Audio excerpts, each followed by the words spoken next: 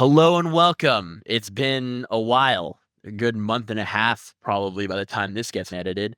Got the slowest PC known to man. It's a special for you guys. We have chapter 6 and 7 coming at you live from the basement of some random EMS workers. Oh my god, word salad. I don't know what I'm saying here.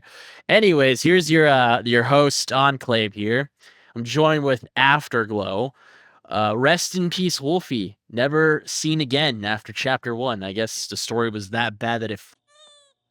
Oh wait, I can't say that because we got a strike. So it ended him. There you go. It ended him. I'll shut up now. Afterglow, please take the mic before I start spurging out some more. You mention Wolfie like every chapter, bro. He's dead. Move on. He will live on in our hearts. Like this story will live on forever since it's been archived in the U.S. Congress. The Library of Congress, Yeah, on there you go. uncultured fuck. Sorry, I have little to no hope in our government, but that's a totally different cast, so we're not even going to go down that route. So please, And take now the mic. all cast one. No, no, please, we don't need more poll people here. No, get them out. Please take the mic. Well, chapter 6. The truth of the matter. It starts off with us getting that, whatever the fuck they're called, holotapes, whatever they call them in the story.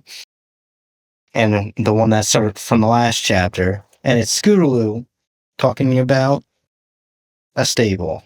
Do you remember what she mentions what the number is?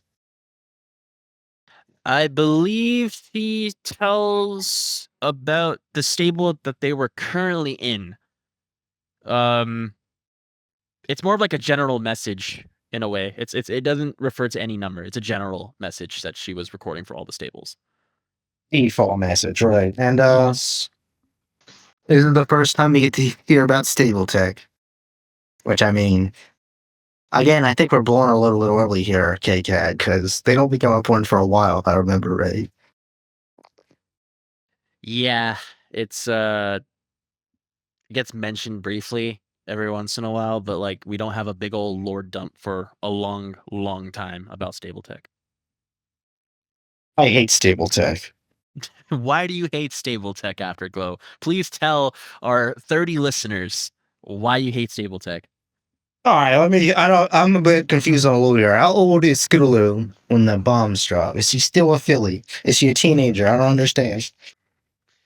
You know, just to go off on a tangent here, right? Because we like to do this. If you're not used to this show, because apparently we have a lot of new people coming in and out here now, we like to mix our review with what we would have done.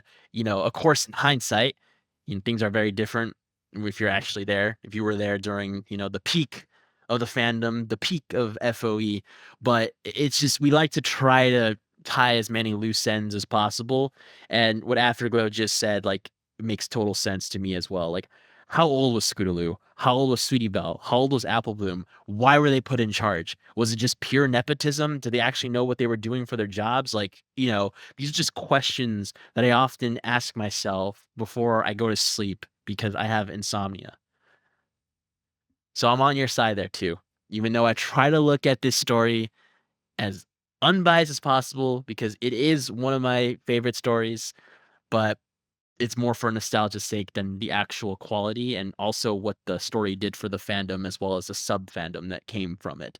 So just a little bit of side lore on this review videos as well. Go ahead, Afterglow. Sorry if I took the mic for too long. Don't worry, I use that time to research. It's time for the return of the Florida Equestria Wiki. The 100% accurate, never fails information for lore. So, let's start with the first thing. Can we agree that when the war started, it was around season 1 or 2 if it actually happened in the show timeline? That's actually a hard one. Ooh, yeah, that's a hard one because besides the fan art, I think they barely mention like, the main 6 at least, right? Like, oh, they're a little bit older, but like, yeah, you're right. Like, how old are they? There's like that plot hole. Is it 5 years, 10 years, 20 years, you know? So if we're going roughly from season 1 to season 2, how much time did go by that? Because like, we had to do research on that too. Well, according to the wiki, the war itself lasted a couple decades, so Oh. it would be around like late 30s or 40s, the main six, when everything exploded. Mhm. So if it started around then, just the show, which are around their 20s, and we're not having that argument. I'm saying their early 20s. Okay. So yeah, this message sounds like it was later in the war. So Scootaloo, I don't know when they started building the stables. Mm. I don't know what word up on that one. I mean, if it's roughly going on the games, then yeah, like the war was going on. The stables weren't really a thing till like the mid to end point about there, just before the bombs dropped in the game. So if it's roughly piggybacking off of the game, then yeah, it's around that same time. So Scootaloo would be around her 20s or 30s. Yeah, she would roughly be around that age, I would say. All right, so good enough that she's an adult. That was a long detour, but we got there. Yes. So, all right, you got anything else to say about it? Because it's already we gotta I wait a while to fully talk about Steel Tip. I mean, if we're just gonna go off of those like plot hole stuff, you know, I just don't really appreciate the fact that she was given the job simply because she knew the main six. Um, but the authenticity of the holotape is there because at least if you play Fallout 3 and later on Fallout 4, the holotapes are like that, where it's just the people have broken ass sentences and they're trying to basically talk as if they were talking to a person, even though they have like multiple times to re-record and this and that. So just yeah, that's pretty much it. Weird detail, but okay. Details. All right, so she's chilling at the bar after this, and then she learns about Red Eye, that he's actually not the town's leader. He's actually just people don't like him. They don't really explain what he is that way. Hmm. Yeah, to tag in on that, like they assume, well, by they I mean little Pip assumes that this is like the leader of their group, you know, when it's really not. Everyone laughs at her and this and that. And again, I think you could agree here that they introduced another antagonist that we're not even gonna see for a long time. You know, we're not gonna see them physically for a long time. We're gonna hear from them. We might even run into a few of their goons later on, but it's gonna be a long, long time until we actually like run into them. So I don't know what the point is in introducing them this early because there's the buildup would take so long that it'll make any person bored. I, I think I have a theory that this story was supposed to be a little shorter than it ended up being, because they set things up so early, so they probably didn't know how long they would actually make the story. So you're telling me that K Cat didn't have an outline? I would. It's 2011 fan fiction, so Huh.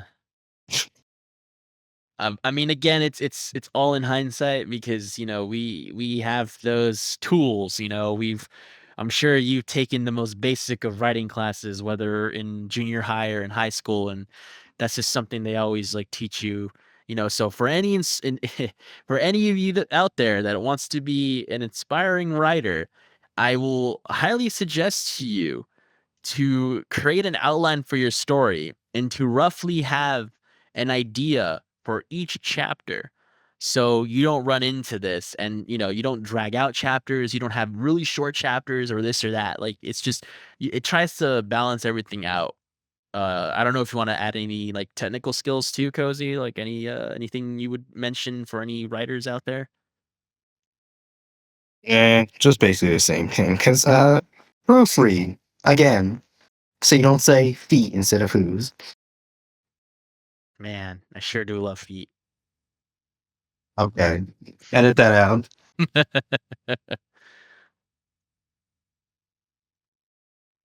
Okay, keep going. Maybe lose my train of thought. Alright, back to the bar. For some reason, Pip just mentions watchers to the random people, ponies, in the bar. Oh no. And they're like, literally who? So now, like, nobody's gonna question her really about that, apparently. But I don't know why she does this. Yeah. I guess she just assumes Watcher goes up and talks to, like, every single pony.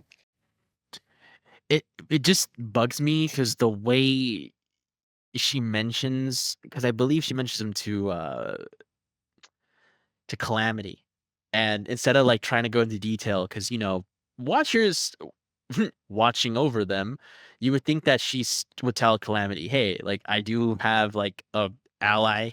I don't know if you want to call him a friend right now, but at least have an ally that's watching over us, Um, but no, she doesn't, and just ticks me off. But go ahead. Alright, so next we get to the very big part of this scene where they turn on the radio and some dumbass song happens. But then DJ Pone 3 shows up for the first time.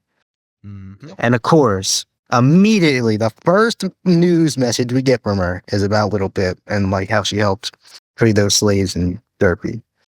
How coincidental. You truly love to see it. So stupid. Why did it have to be like this? It doesn't do this in the games. It doesn't. I mean, if you're going off of Fallout 3, Three Dog only reports on like the biggest quests from at least from memory, from what I'm going off of. Grammar. Anyways, yeah. So anytime there's like a big mainline quest, Three Dog's going to talk about it. Something that's going to have a direct effect, mainly on the main quest or something like that, but also like things that'll like cause like karma, which karma just doesn't really matter in the newer games. I don't know. Just a question for you guys to think about. But you nuke Megaton, he's gonna be like, yeah, the Vault Dweller's an asshole. If you help the Brotherhood of Steel, he's like, yep, the Vault Dwellers helping us fight the good fight. So for this event to be broadcasted, her saving all those slaves, I mean, yeah, probably a big deal, but within a day, I mean, I get it. She has Watcher helping her in the sense of like all the cameras, spoilers, but still, it's just I don't like the pacing either. If I would say that. Well, DJ Pone 3 won't be important for a while either. So there's like 3 things introduced in this chapter that won't matter for a while. Mm-hmm. Do love to see that too. So anyway, she finds out that the ponies in the town trade with the slavers in Old Appaloosa. And also that Velvet's there. But she does get really angry that they trade with slavers, which I mean, doesn't really matter that much. Mm-hmm. It's not like they don't transfer the slaves, they only give like goods. Yeah, I mean it's a moral issue for little Pip to look into because again, she's never been exposed to the outside world. And like you said, like it's not like they're trading slave ponies or anything like that. They're just giving them goods for like other goods. Sure, I mean there is again a moral predicament, but at the same time too, Wasteland, it's terrible. Horrible things are happening constantly, and that's just something that again yes, I play good character most of the time in my playthroughs, and I will help as many you know individuals as I can, but I'm not gonna go guns blazing trying to save every single person. So that's my answer to that. I try to make the RPG experience as real as possible. But I'm not always gonna save everybody. So anyway, they get on the train. Wait, first we hit that conversation with I don't remember if the conversation with that one train guy that became like a meme for a while for some reason. Coal. How Yeah. trains work. Yeah. Talk Yeah, about that's amazing. coal. Yes, that the zebras have coal. I wonder if that'll matter. It's not like we're gonna go to the zebra lands, both in the fanfic and in the show. That'll never happen. It'll never happen. But yeah, then they get on the train to go to old Appaloosa to try and free the slaves and try and Velvet. Mm-hmm. And then Calamity gives Little Pip some mental so she can convince the ponies pulling the train to wait for them to come back to load the slaves on. So it's kind of funny. Yeah. That'll also be a thing later on in the story, but so far in the story that you kind of just forget about it. And you're like, huh? You're crying about that? Similar to our friend Blackjack in Project Horizons. Shut the fuck up.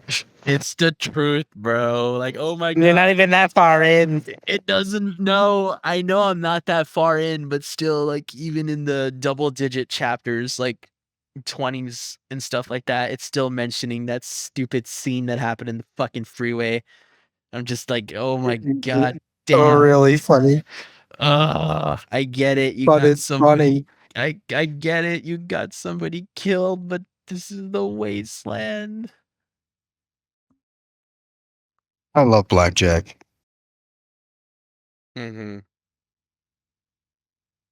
But yeah, so they go to the slaver town, Old Appaloosa. God, this fic just melts my brain sometimes. I mean, you gotta So have she, your fanfare. What is it? Fan service. There you go. so yeah, she goes there and she's gonna sneak in to free the slaves. Hell yeah. And Calamity is sniping and actually finally gonna help out. Hell yeah. Okay. But remember, he gets a little upsetty spaghetti. He's like, little Pip. I can do more than that. I can do more than that than just wait on my ass on this hill. And she Do you asks, dislike Calamity? no, okay, look, when you're dealing with people that don't see like your plan, right? Because you're trying to explain it, but like they're already like making assumptions, kind of pisses you off. And if I remember correctly, in this chapter, she's trying to explain the plan, and he's like, "I'll be more helpful with you." It's like, bro, like you're the only one that can get us out of here real fast if like shit hits the fan, right? You also are like a way better shot than I am when it comes to the. You do realize that actually she says that he goes, "Oh, okay." Yeah, I know. That's why. Oh, okay. It's like, my God, Calamity has a southern accent, not even a character, right? you really want to hear my dollar store southern accent? We'll lose like 10 subscribers if I ever talk like that. It was worth it. No, we need Right. subscribers, bro. But yeah, I just wish people in general were like that, as well as, I mean, it's communication in general. I think the issue is with some of these parts of the story. It's just like, come on. Little Pip has to like tell her teammates like what she's gonna do. 'Cause, again, wasteland, horrible shit happens if you don't have communication, and horrible shit will happen if no one knows what your next move is, especially like those that are fighting alongside you. So there you go. So anyway, she sneaks into this tent and she tries to get to the slaves, but then this lightning strike happens and she can see that there's mines everywhere. Hmm. But unfortunately, some random fucking guy, one of the slavers, also sees her, so she runs to a house and she finds her first figurine, which is Applejack, and it makes her strong. Yes. So, bobbleheads, right? I don't know what more we can say about the. Um, just another plot device to tie in Fallout with Fallout Equestria. I kind of wish though. I mean, I know it's gonna be something for the plot that don't want to really talk about just yet. But I wish that the bobbleheads were also like other, main characters that were in the story at the time. Maybe like a Spitfire, bobblehead, or a Soren bobblehead, a Shirley bobblehead, like just basically, tying in more of the background characters that need a lot more love nowadays. So that's just my 2 cents. If anyone's writing a story. So then like she gets into a fight because she gets caught. And she kills a bunch of slavers. Kind of a boring fight. I don't Yeah. really know what to say. You got Well, anything special to I mean, she does walk in to them bumping, and here's a nasty sound she says when one of the slavers that sees her confronts her, and like, of course she uses little Mac on him, and right as that makes a big old noise, she can hear like a popping noise as described in the chapter. So, you hear a little like noise, I don't know if it caught on the recording, but just think about it that way. But that was pretty gross. I didn't need to know that detail. What's the pussy? Yeah, basically a pussy pop. I I don't know what's wrong. What's wrong with it, bro? It's funny. Oh yeah. Never read porn before. Oh, that's too much. Yeah. Bro, it's not that. It's just like I wasn't expecting that. Like the detail of like I heard it like pop. I'm like, excuse me? Wait till we get to do chapter 22.5. It can be canon if you want it to be, as Cat said, and I say it's canon. We're gonna have to review it.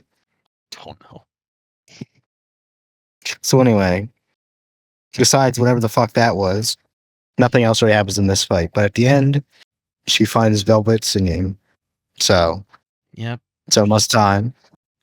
She hears Velvet singing, and she starts simping right away.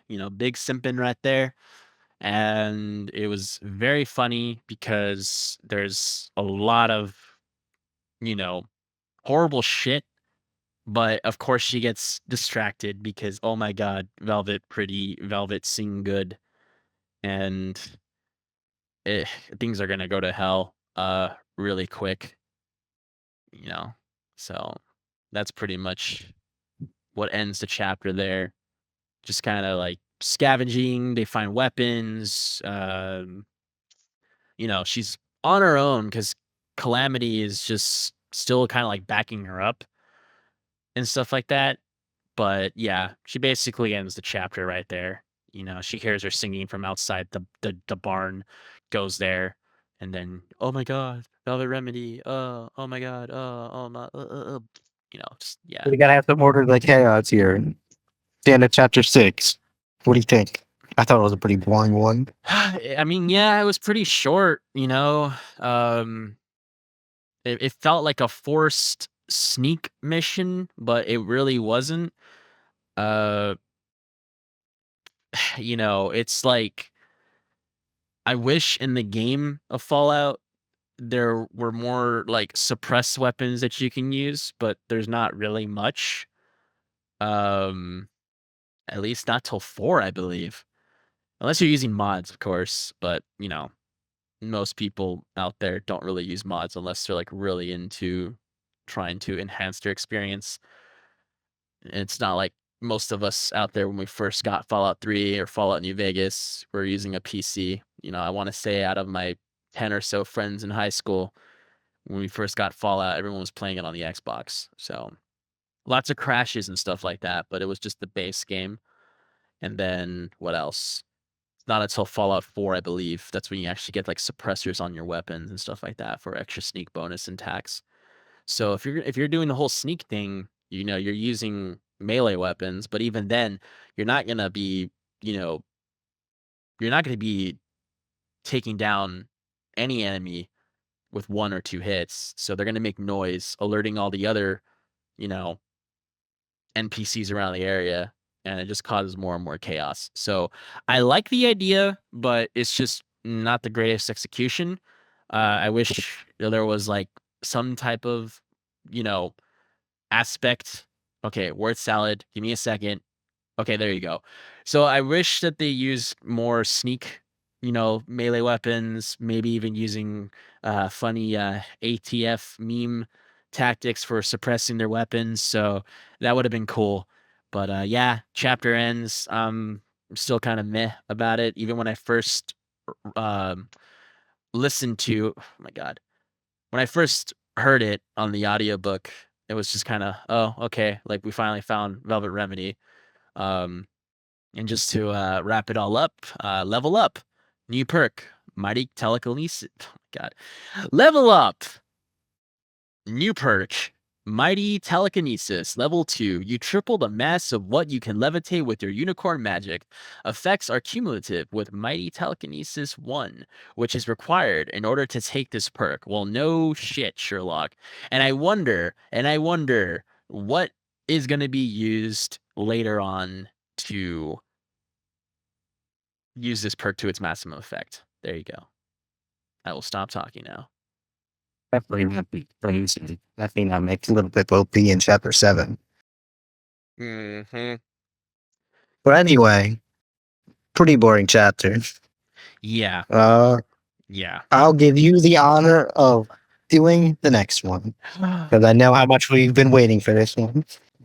Yeah, I sure do love my Velvet Remedy.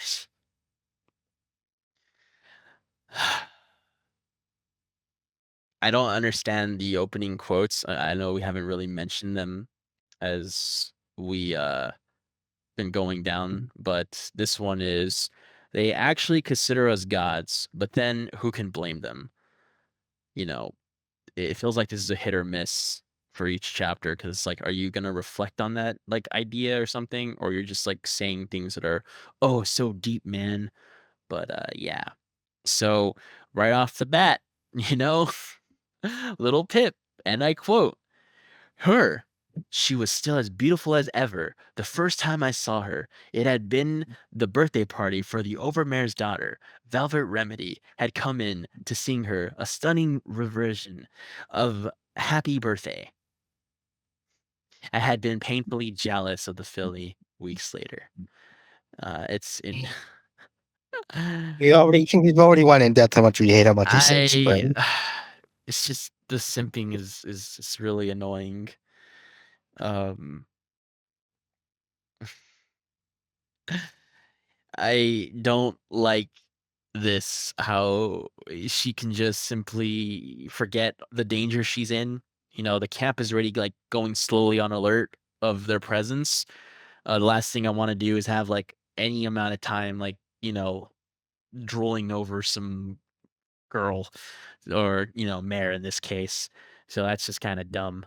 And it's just like, oh my god, she's so gorgeous and she's so breathtaking and this and that. It's like, dude, like, you God, I want to fuck that mare in the ass. basically, it's like, dude, like, you're getting chased by guards. The noises that you guys are making just by Calamity's Overwatch is, again, it's slowly alerting everybody. You don't want to like deal with this right now. So it's just like, we get it. She's very pretty, very beautiful, compared to like all the things that are around her. It's yes, we understand. So that happens. Um Again, it's just like things are going on. She gets attacked by the slavers and stuff like that, because oh my god, where's salad here, man? Jesus. But yeah, she's getting attacked, and her main plan is to get Velvet Remedy out. Like, that's their highest priority. Like, that was like in chains outside that can get like pneumonia or other diseases and sicknesses. No, we gotta like save Velvet Remedy. She's priority number one now. She's the VIP, very important pony. So it's just, I hate when this happens. Um, I think it would have been a better story had like either Velvet Remedy ran off, or like the slaver ponies would have like taken her to a different location.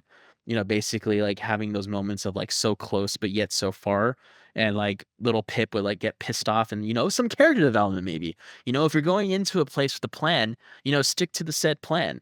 You know, shit always hits the fan. Things are gonna change, but like that's the worst thing ever. It's like you go into something, and you're gonna have to make a choice. Either your priority objective of like why you're there in the first place, or all of a sudden like this, they're not even friends. So it's like, what's the investment here? But take the mic before I start talking half an hour over the like a few of the first paragraphs of this chapter. All the fucker's trying to say is we do not like how much Little Pip sims. Yes. So, I don't know. Right now, you basically covered how much I hate how much he sims. I think it's just that's like the main issue of like the first couple paragraphs because it just encapsulates. Sorry, in oh my god, I can't talk. It basically captures like simping overload, and it's so unnecessary. And then she's trying to get away. She's trying to like, break into their armory. Um, her friend out there, the one that's actually been helping her, the one that's actually like, taking freaking like poison for her, is like trying to save her ass. And she's like, no, I'm a simp for this velvet remedy. And then she runs off to the armory. She starts like, dealing with the weapons and stuff like that. She locks the door, so she does have a good idea there to like try and figure things out, try and get the best weapons, try and get ammunition, like all this kind of stuff. But like, is that really gonna stop everybody? So it's just kind of like that.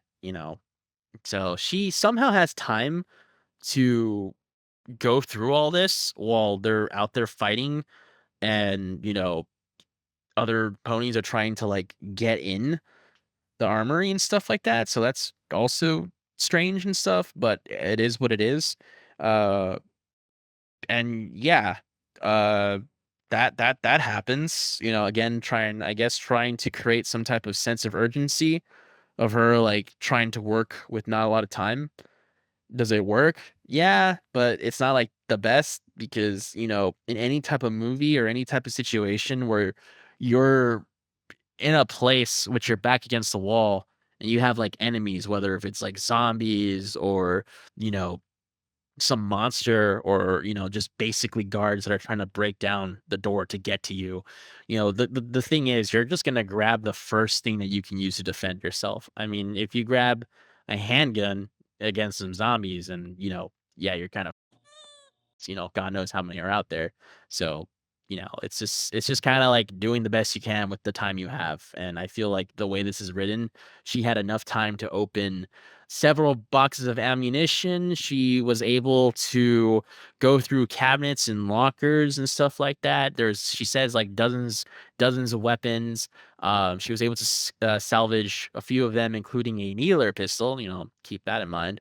And the pit buck, I don't know how this does this. Maybe you can explain, but it allowed her to swiftly tear down the worst of the weapons for their best of their parts. So, Okay, so how what does she's that work? doing. All right, Explain to me. You take the mic. all right. First off, she does not find the dart gun. She finds a schematic for the dart gun. Oh, yes, correction there. Yeah, yeah. Because you have to build in Fallout 3 to make it. You don't just find it. They had to make it like that. Well, hold on. And I quote, it says right here, um, I was able to salvage 3 useful ones out of them, including a needler pistol. We're talking about different things. Let's talk about like the dart gun. The dart gun is the thing you need to keep in mind. Okay.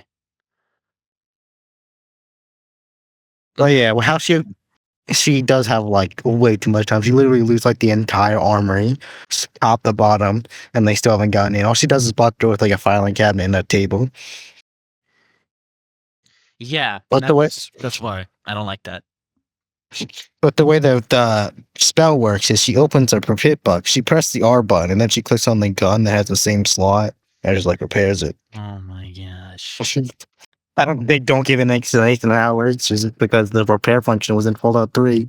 Yeah, I I guess, man. It's just again, it's not the best writing when it comes to that.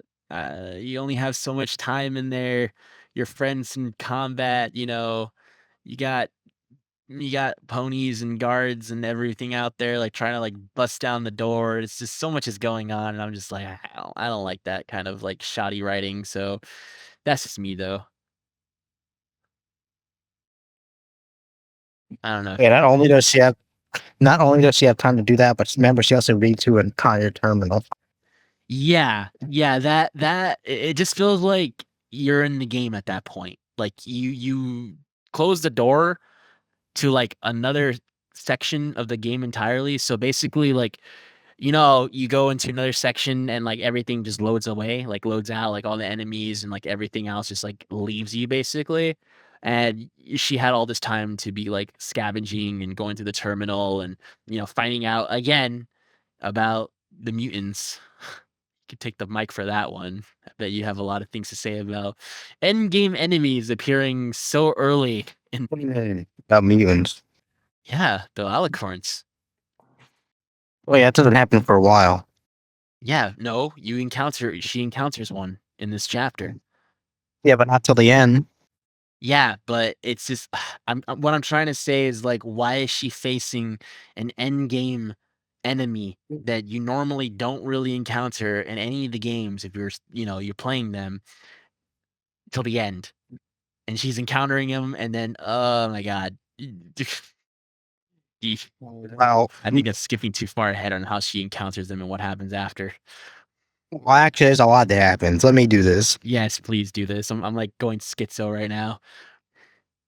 So we see that he goes to the terminus. There's like MOM shit. It's the only surviving old pre-war logs. Doesn't really say much.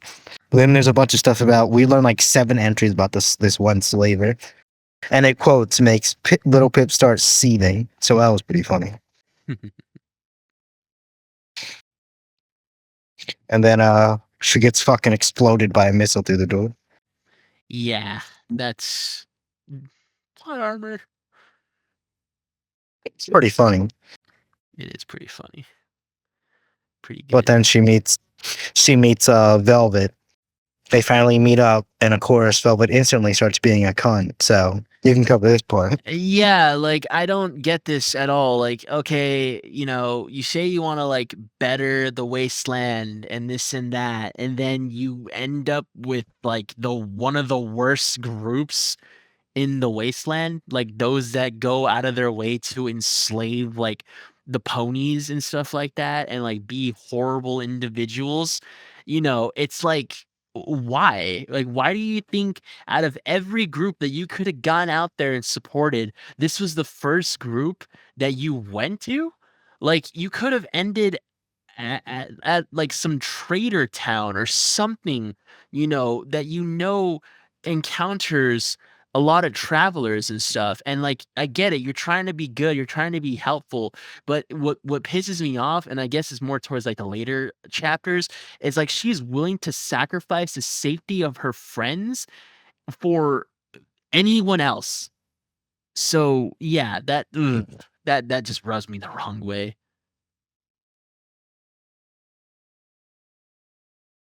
Go ahead. Now, Velvet. The reason Velvet joined the slavers is because she like met one of them after they got attacked, and one of them was alive. I was like, oh yeah, you go back with me, and she follows him.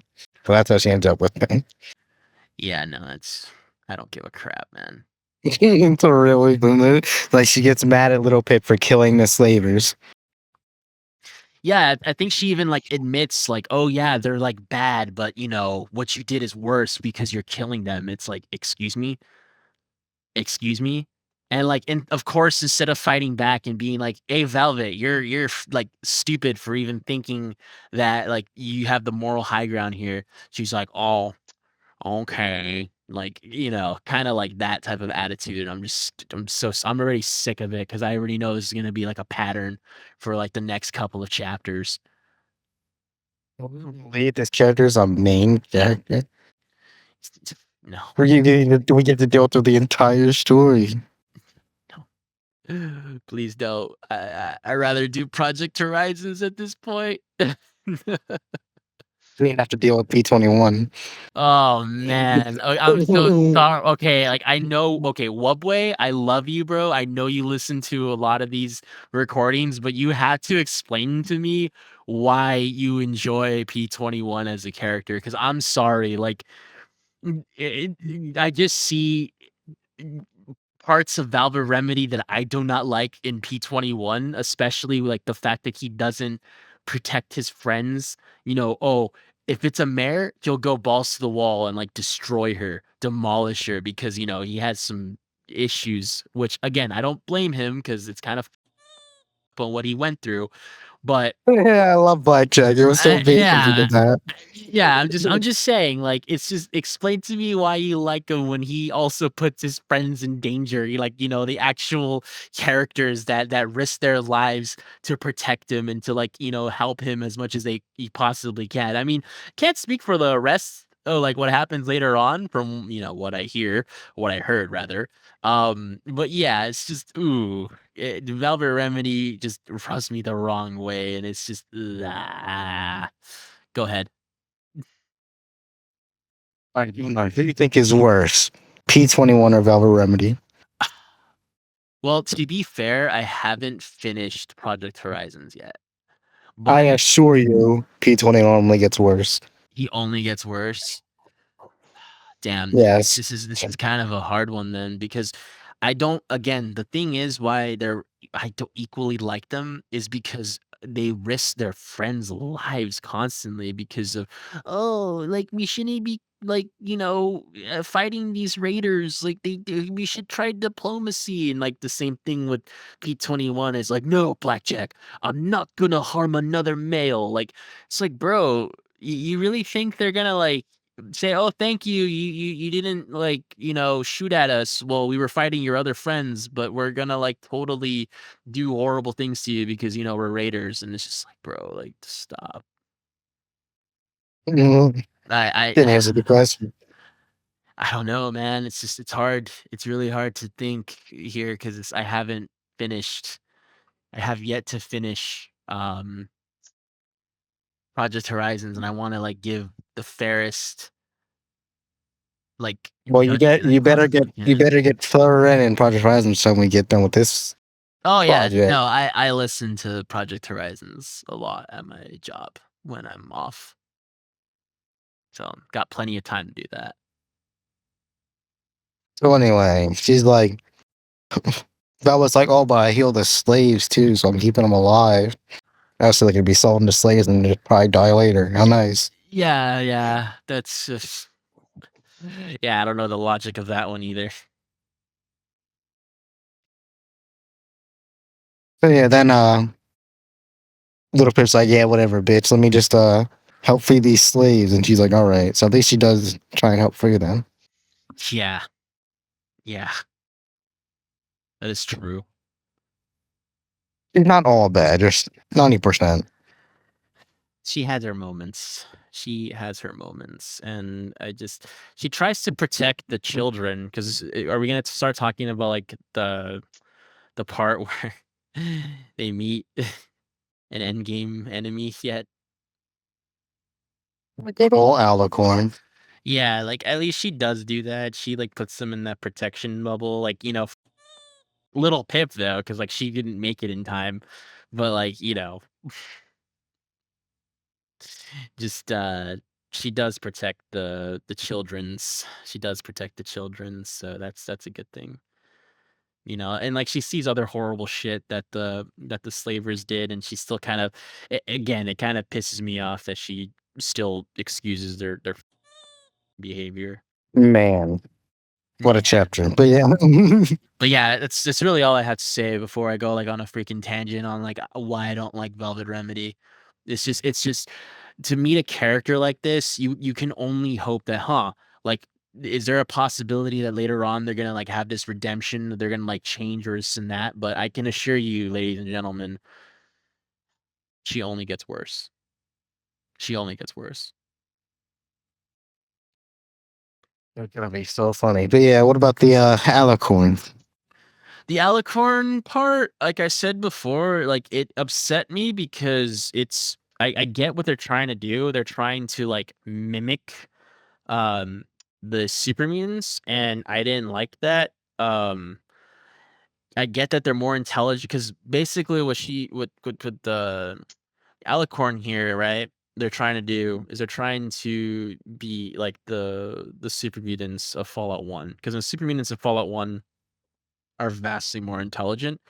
Not like in every individual case by case thing, but they're intelligent in the sense of like they actually have, they have leadership within. They don't just have like one, you know, commander or one master or one of this or that. Like they actually have um officers and stuff like that, and just throwing it out there.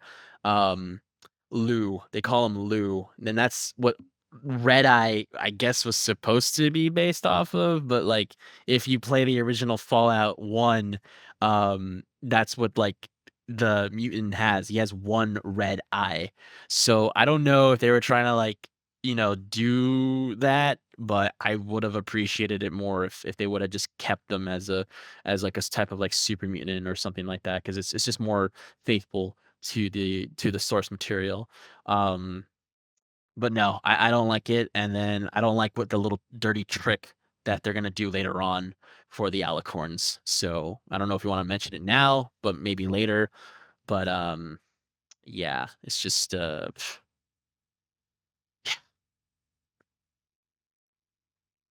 Well, hold on. I think we have different opinions about alicorns themselves here. You seem like you dislike the very existence of them. I do, because I mean, if it's gonna be like a mutant, I would have wanted it to be something else, not something that's like close to the princesses. Because the princesses are the pinnacle of ponies, right? Like they are supposed to be like the perfect versions of them. They have magic, they have this, they have that, and like all those years of experience and rulership and all that kind of stuff. You know, um, and like it just feels like the alicorns in this one. Um, I don't know, like they don't really have that similarity with Celestia and Luna. They're just basically like their own thing. I don't even really know how to describe it. You have to give me some time to like actually formulate a decent idea instead of just saying these random fragmented things. Well, I'm biased because I like Yukane or however the fuck you say your name from Project Horizons, so I don't mind alicorns that much. I think they had to do something. They'll just make them mutant ponies. That kind of would be boring. So at Mhm, least it's better than just making them straight up from the game. mhm. Yeah, I But mean, yeah, it's kind of boring for what an alicorn could like the potential could do with them. yeah, yeah, All she does is talk shit to Little Pip. basically, and then she just, little Pip just does the same trick she did with the with the guards.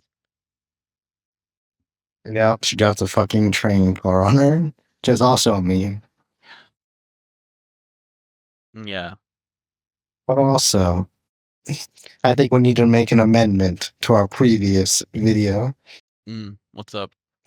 We said in chapter 5 that the alicorn sneak peek where she like soul silhouette. Mhm. We said that is a little early for that, but I think 2 chapters is fine. I see what they showed. I thought the alicorns she actually met an alicorn like much later, but now it's only 2 chapters. Yeah, I mean, she doesn't really necessarily like Little Pip doesn't necessarily meet the alicorn. She just sees something in the distance, which could have been brushed off as like, oh, she's just seeing things. But like I told you before, like if it was gonna be an alicorn, and this is the speculation part. This is just me thinking out loud, me like brainstorming. So you don't have to take this to heart, listener. Um, if I were to do alicorns in my story, right? And again, you call this idea stupid or whatever. It's really up to you. I would have had them as like fragments of Celestia and Luna. They're not evil. They're not entirely good, but based off of what was going on during the conflict, they would just try to make the best decisions as possible for the wasteland. They would be protectors and guardians and stuff like that of the wasteland. Kind of like, a superhero, but more of an anti-hero because they're doing things that have to be done. Are they going to save a town that's being raided by a herd of ghoul ponies? Or are they going to protect, a hidden location that has like a key, a MacGuffin, if you will, to save a part of Equestria? It's just things of that nature that I think would have made like alicorns be more interesting. But we get cheap copies instead, and weird attitudes because this alicorn, like you said, was just talking shit to little Pip instead of like actually doing something. And I hate when villains monologue instead of like just taking out the hero. But that's just my 2 cents. Well, if you're talking about soul jars, which we got a while for that. And you Mhm. talk about giving them fragments of the original princesses, that would be Mhm. a soul jar. Yeah, just I something. don't know how that would work. I mean, it's like I said before, like it's more of like just an idea that I was thinking out loud of them just being their own thing, like them being anti-heroes of a particular area and stuff like that because, that area got destroyed or, when they got scattered. I guess what I can say, like, it's kind of like, you know, like again, hypothetically speaking, thinking out loud here, let's just say Celestia and Luna fell in the war, which they did in this story, but this is like a totally different story, hypothetically speaking, own story. Whether they were in Canterlot or some other location, they were surrounded, they got defeated, and instead of them just then and there dropping, you know,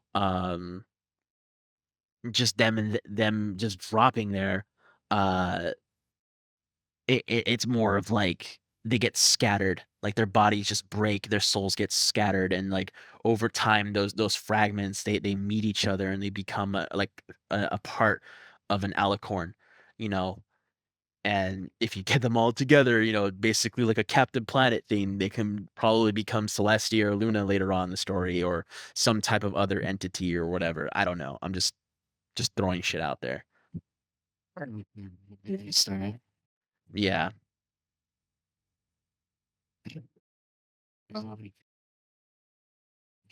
I should kills the alicorn and then she passes out and the chapter ends. So, you got anything more to shit to say about Velvet?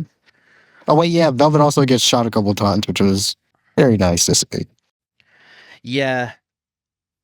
Little Pip makes note about Velvet's improv armor, which is the metal boxes on her hind legs. So that was pretty good. But that's all I got. I mean, that's really all I have. Oh man, I hate Velvet Remedy.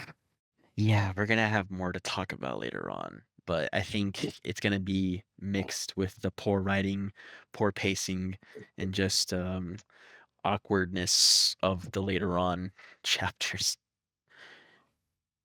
It's almost a little unhinged, I feel.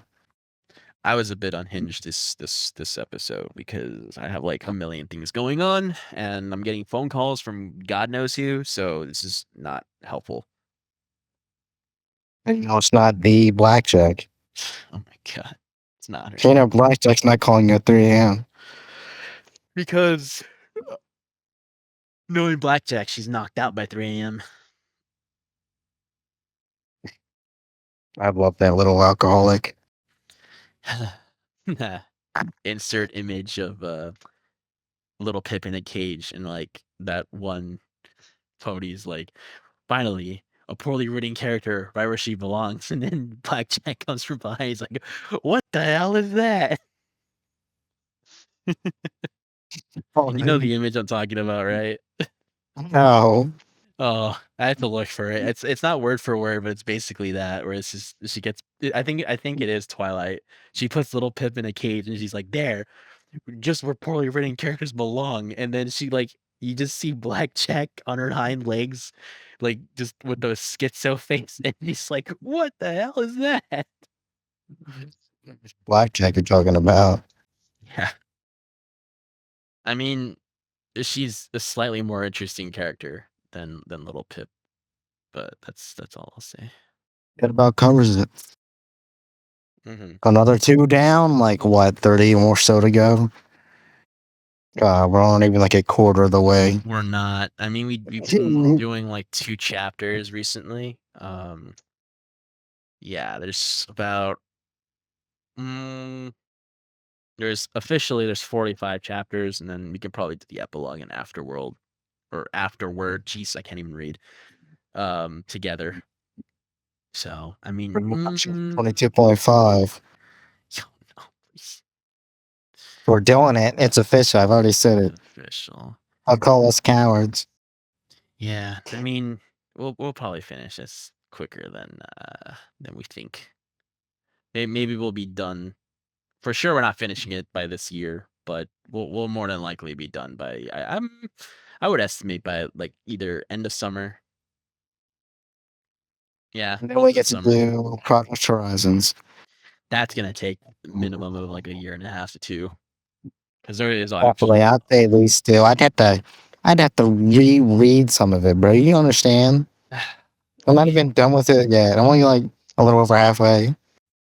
It'll take me yeah. 2 years to finish it. Yeah, I mean, the thing about Project Horizons, at least, we would probably have to either it's up to you, but like each chapter is worth like 5 of vanilla chapters, because that's just how like beefy each of these chapters are for Project Horizons. When I'm listening to the Each video would audiobooks, be like 2 hours yeah, that's what I'm saying. if we really wanted to get into everything. Yeah, and that's why, like, when I'm listening to the audiobooks and stuff, it's yeah, it's like 2 hours a chapter, 3 hours a chapter. The really long ones are even split for like this chapter is split into 2 separate parts. Yeah. What a crazy story. I don't think we'd ever do that. I mean, it would probably have to be a special of some kind, or yeah, we sit down and do all of it. So we probably either do like like break it up into, I don't know, 8, 10 parts. I really don't know. We would have to make the first part, see how much we get into, just for like the first part of it, and like estimate, okay, how many episodes are afterwards. Ain't nothing's going in the video, boys. It is. I add these types of like talks after all most of Yeah, the edit. Like, don't hold us to anything. yeah, I mean, no, it's people have heard it. People have heard how long like we're gonna probably do this one. People have heard like the possibility of doing Project Horizons. But but yeah, I mean, it's just kind of like it is a titan to take on. It's not something we're going to be able to do like right away. We'd be the first people to really do it, though. Yeah, I mean, there's just episodes of this. Well, fuck, again, word salad. Holy crap. Yeah. There are reviews from God knows how long ago that are like 15 to 20 minutes long. I know there's like a longer version of it, like a podcast that was only like an hour. But, big names did it way back when they got their hundreds of thousands of views, and then that's it. They never really like touched it. They never really like dived into it either. So, yeah, It's a monumental task. it's a very monumental task. A task to make any task look small. They're like, oh hey, we're done with halfway through. By the time we get halfway through Project Horizons, we'd be like entirely done with this. Yeah, no, more than likely. But yeah, that's pretty much all I have. As per usual, thank you for sharing your time with me, and thank you to Wubway. You are constantly leaving comments in all of these videos, and you mentioned, right, that you have somewhere up to 18,000 words of your story now. Just to quote them, um, I'm 18,000 some words into my short story now. I've taken your don't explain everything and leave it to interpretation criticism to heart. I've decided to use the radio, the local paper, as a way of lore slash exposition dumping through what is basically a roundabout dialogue, and I am gonna have them be wrong or only half right about a lot of things. Characters accounts will conflict with each other like they do in Bethesda games. So that's just a little bit of what they wrote, and they said that that we have to stick together, to keep this cringe fest alive for the next generation. Ideally, FOE will outlive Hasbro. I'll drink to that one. But yeah, man, you finish that story. We need more content out there and something that's gonna be, more interesting than what we get in general. Not just with FOE, but just in general. We get some weird stories and stuff like that. But that's pretty much it. Good luck with your work, and thank you for always watching. Anything you want to add, Afterglow? Story. I don't know how long a short story of Fall of Equestria is nowadays. I don't know, But man. yeah. Good luck with that, and I hate Velvet Remedy. He hates Velvet Remedy. Well, have a good night.